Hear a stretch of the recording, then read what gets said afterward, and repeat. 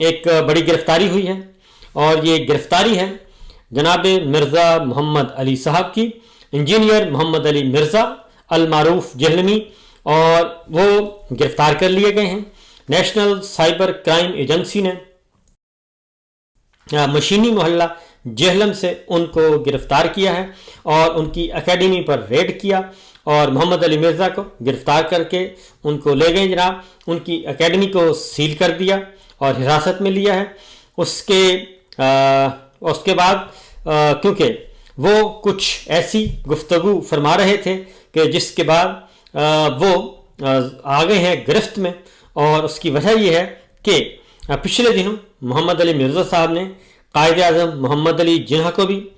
بانی پاکستان کو بھی آڑے ہاتھوں لینے کی کوشش کی تھی، اور انہیں بھی کہا تھا کہ وہ انہیں پاکستان کا بانی تصور نہیں کرتے،